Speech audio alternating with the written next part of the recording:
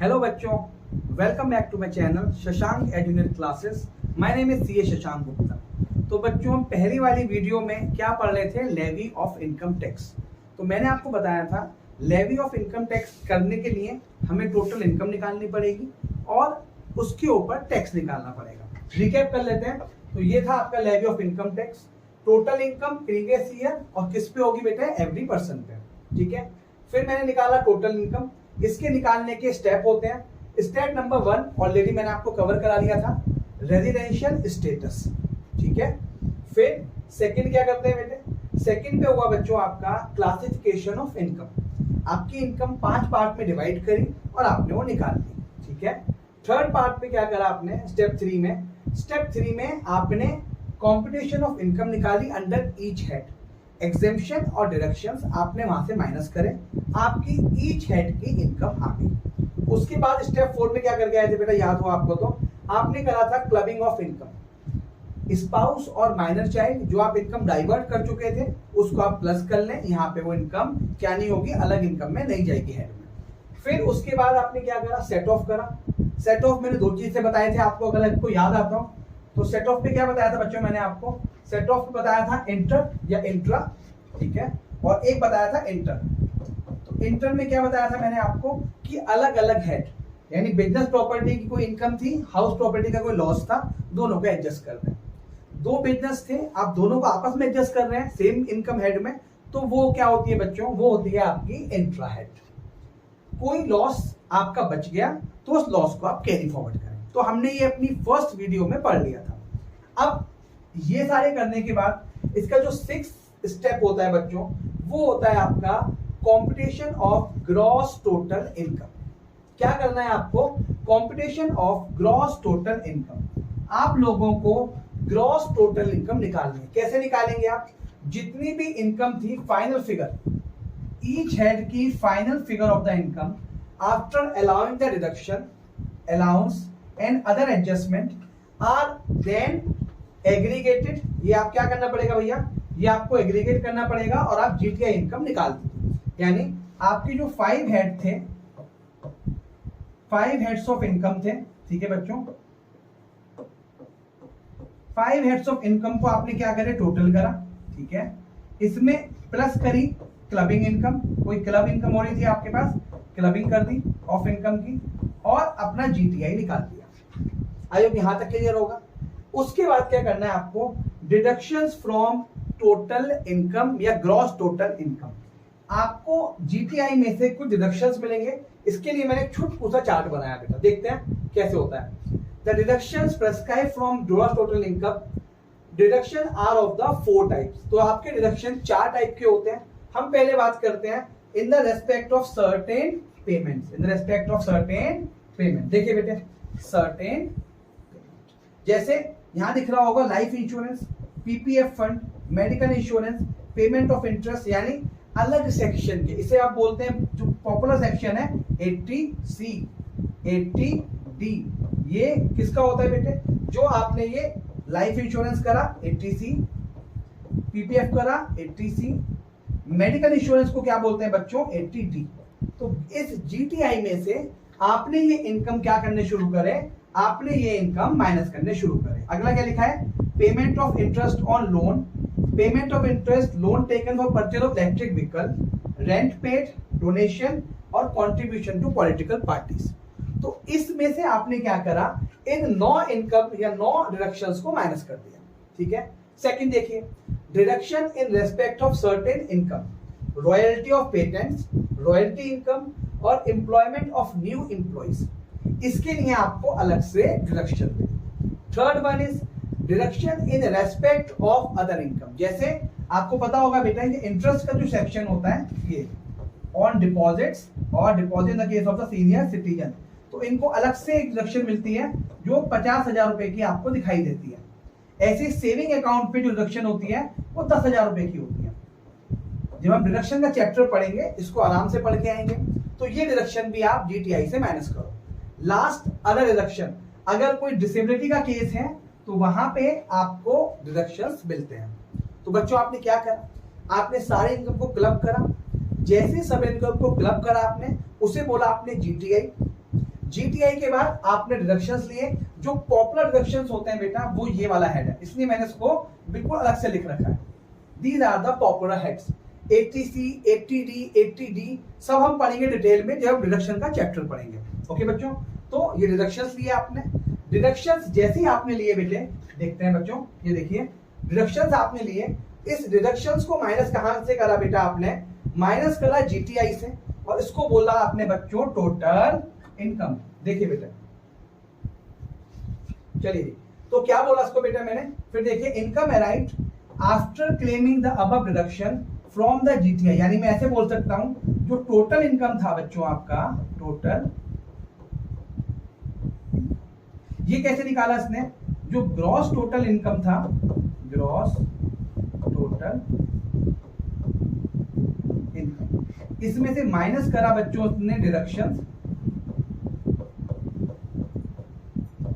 और जो आपके पास आया उसको आपने बोला टोटल।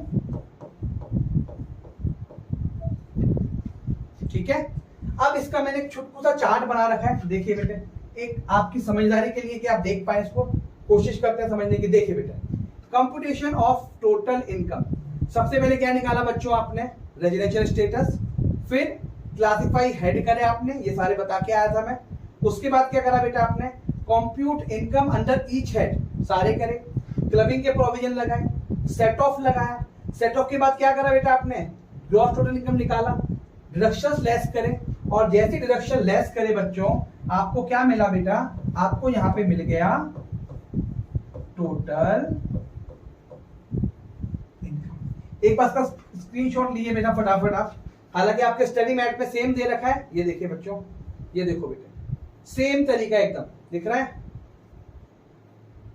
छोटा सा करने की कोशिश करता हूं आपके लिए। चलिए स्क्रीनशॉट लीजिए इसका, यहां से लीजिए। तो स्टेप नंबर 9 का कहता है वो, अब आपने तो सारा मेन काम कर लिया, आपने इनकम निकाल ली। अब आपको क्या करना है? अब आपको टैक्स का रेट निकालना है। तो टैक्स के रेट डिफरेंट होते हैं। कंपनी का रेट अलग होता है, जैसे 25 से 30% के बीच में अलग अलग रेट होता है। जो पार्टनरशिप फर्म होती है उसका रेट 30% होता है। तो मैंने समझाने के लिए, जब हम टॉपिक करेंगे ये पर्टिकुलर चैप्टर में, तो अच्छे से समझाऊंगा आपको मैं। अभी फिलहाल समझाने के लिए मैंने लिया है बच्चों आपको इंडिविजुअल। तो इंडिविजुअल उसने बोला कि जो लिमिट होती है इंडिविजुअल की, दैट इज ₹2,50,000, यानी अप टू रुपीज 2,50,000 क्या होगा यहाँ पे? नो टैक्स, कोई टैक्स नहीं देना। ओके, अब 5 लाख से लेके 10 लाख तक उसको देना है 20%, और अबव 10 लाख से कितना देना है बच्चों? 30%। तो अब आपने देखा होगा 2.5 से 5, नेक्स्ट आते हैं 2.5 लाख टू 5 लाख, इस पे होता है बच्चों 5%। आया समझ में? तो देखिए क्या करें आपने, application of rate of tax on total income different तरीके से निकाला। लेकिन हमारे वाले केस में क्या होता है, जो 2.5 लाख से 5 लाख की इनकम होती है, गवर्नमेंट ने बोला है कि आपको हम रिबेट देंगे, दैट रिबेट इज 87A। तो अगर आपकी इनकम 5 लाख तक है तो जितना आपने एक्स्ट्रा टैक्स पे करा, लेट्स से आपकी इनकम थी बच्चों 4 लाख, ओके, तो 2.5 लाख एग्जेम्प्ट, 1.5 लाख पे कितना लगा बेटा आपका? इनटू 5% लगा, तो दैट कम टू 7500। तो ये 7500 आपका एग्जेम्प्ट हो जाएगा 87A में। ओके, तो ये क्या होता है बेटा? ये है डिडक्शन। चलिए जी नेक्स्ट आते हैं बच्चों। चलिए जी, तो ये देखिए बेटा, समझाने के लिए लिखता हूं मैं, the total individuals whose total income is more than ₹2,50,000 but less than कितनी है बच्चों आपकी? but less than 5 lakh, then they have to pay tax in excess of 5%. However, residential individual 12,500 का रिडक्शन ले सकते हैं। वो है आपका अगला टॉपिक। देखिए बेटे, ये है आपका सरचार्ज एंड रिबेट। तो मैंने आपको अभी बताया था बच्चों 87A, 12,500, यानी जो 5 लाख था माइनस 2.5 लाख, जो उसका डिफरेंस अगर आपको दिखाई देता है तो दैट इज 2.5 लाख। इसका अगर 5% निकालेंगे बच्चों आप, तो ये आता है 12,500। लेकिन गलती से आपकी इनकम 5,01,000 हो गई, तब इसका बेनिफिट आपको नहीं मिलेगा। तो अभी आपने क्या निकाला? Total income. टोटल इनकम के बाद क्या निकाला बेटा आपने, टैक्स निकाले। टैक्स के बाद आप लगाते हो बेटा उस पर सरचार्ज। मैं अभी इंडिविजुअल का केस ही लेके चल रहा हूं। तो अगर किसी इंडिविजुअल ने इनकम कमाई है 50 लाख से ऊपर, कितनी कमाई है, 50 लाख से ऊपर, तो उसको पे करना पड़ेगा सरचार्ज। ओके, याद रखना उस पर्टिकुलर चैप्टर में कि आपने इनकम टैक्स लगाया, उसके ऊपर भी क्या लगेगा, सरचार्ज। और 87A ऑलरेडी मैंने आपको बता दिया, ये 5 लाख से ऊपर अगर आ रही है तो उसका बेनिफिट आपको नहीं मिलेगा, यानी आपकी income does not exceed ₹5 lakh. ठीक है जी, चलिए जी नेक्स्ट पे आते हैं बच्चों। Step number 11, health and education cess. तो हेल्थ एंड एजुकेशन सेस कुछ इस तरीके से बना। अगर मैं थोड़ा सा चार्ट बनाने की कोशिश करूं, आपने यहाँ पे क्या बनाया, आपने यहाँ पे बनाया टोटल इनकम, इसके ऊपर आपने टैक्स लगा दिया, ठीक है, उसके ऊपर क्या लगेगा, सरचार्ज। सरचार्ज किस पे लग रहा है जी, टैक्स पे। अब आपको लगाना है हेल्थ एंड एजुकेशन सेस, ये होता है बच्चों आपका 4%। तो ये किस किस पे लगेगा, ये लगेगा टैक्स प्लस सरचार्ज। और मैंने आपको बताया था सरचार्ज सब पे नहीं लगता, जिसकी इनकम 50 लाख से ऊपर है उसको सरचार्ज देना होगा। अगर नहीं है सरचार्ज तो हेल्थ सेस किस पे लगेगा बेटा, केवल केवल टैक्स के अमाउंट। तो ये 4% आप दीजिए। 4% देने के बाद आपकी निकलेगी बेटा ये, इसे बोलते हैं टैक्स लायबिलिटी। यानी स्टेप नंबर 11 तक आपके पास निकल गई बच्चों आपकी टैक्स की लायबिलिटी। इस टैक्स की लायबिलिटी में से आपने अगर कोई एडवांस टैक्स पे कर रखा है, एडवांस टैक्स जमा करने की 4 डेट होती हैं, 15 जून, 15 सितंबर, 50 दिसंबर एंड 50 मार्च। या आपने कोई किसी को सर्विस दी और उसने आपका टैक्स डिडक्ट कर लिया, तो उस टैक्स की लायबिलिटी में से माइनस करेंगे आप अपना टीडीएस और माइनस क्या करेंगे आप अपना एडवांस टैक्स। ठीक है, ये था स्टेप नंबर 12। लास्ट स्टेप पे आते हैं बेटा, 13 स्टेप। इसमें क्या करना होता है, टैक्स पेबल और refundable. After adjusting the advance tax and tax deducted at source, the assessee would amount at the net tax payable और रिफंडेबल। लेट्स से दोनों केस करते हैं। फर्स्ट केस में जो आपकी टैक्स की लायबिलिटी थी, टैक्स लायबिलिटी, चलिए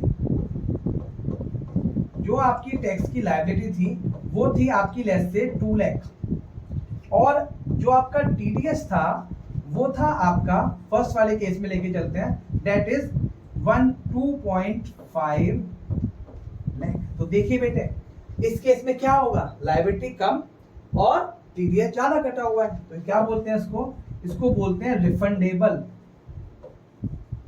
सेकंड केस, अगर आपका टीडीएस जो कटा था वो था केवल 1.2 लाख, तो जो ये डिफरेंस हुआ उसको क्या बोलते हैं बेटे, नेट टैक्स पे।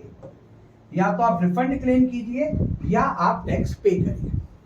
इसके बाद this is the step, complete step. ध्यान से सुने, जीटीआई के बाद हमने क्या करा, डिडक्शन लेस करे टोटल इनकम, उसके ऊपर टैक्स निकाला, सरचार्ज निकाला, डिडक्शंस और की हमने 87A के, रिबेट दी और एससी लगा के, मतलब हेल्थ एंड एजुकेशन सेस लगा के टैक्स निकाल लिया। लास्ट में माइनस करा एडवांस टैक्स और टीडीएस, तो आपको मिल गया नेट टैक्स रिफंडेबल या नेट टैक्स पेएबल। अब क्या करना है आपको, रिटर्न ऑफ इनकम, जो इस समय आप फाइलिंग कर रहे हैं वो आप इनकम फाइल कर दीजिए। The income tax act contains the provision for filing return of income. The return of income is a format which assessees furnish the information to his total income and tax payable. Format specify होता है, due dates होती हैं। जैसे अगर मैं बात करूं आपसे इंडिविजुअल की, तो जो इंडिविजुअल होता है उसकी जो लास्ट डेट होती है दैट इज 31 जुलाई। ठीक है, तो यहां तक रिटर्न फाइल करनी है आपको। तो टैक्स आपने पूरा कर दिया, उसके बाद क्या करेंगे आप, उसके बाद अपने रिटर्न आपने फाइल कर दी। ठीक है बच्चों, तो दिस इज द कंपनीज, और उसको भी रिटर्न फाइल करनी होती है एक स्पेसिफिक फॉर्मेट में। ठीक है बच्चों, तो आज मैंने आपको सिखाया कि कैसे आप लेवी करते हैं इनकम टैक्स, टोटल इनकम और टोटल टैक्सेस निकालने के बाद। अगली वीडियो में बेटा हम पढ़ेंगे इन सब की डेफिनेशंस। आई होप आपके लिए वीडियो रेलिवेंट होगा, आप अच्छे से पढ़ाई कर रहे होंगे। कुछ टाइम आप पढ़ाई पे लगातार देते रहिए, 4-5 घंटे, अगर आप सीए इंटरमीडिएट की तैयारी कर रहे हैं। ऐसी वीडियोस देखने के लिए हमारे चैनल को लाइक करें और नेक्स्ट वीडियो का इंतजार करते रहें। थैंक यू बच्चा, बाय बाय।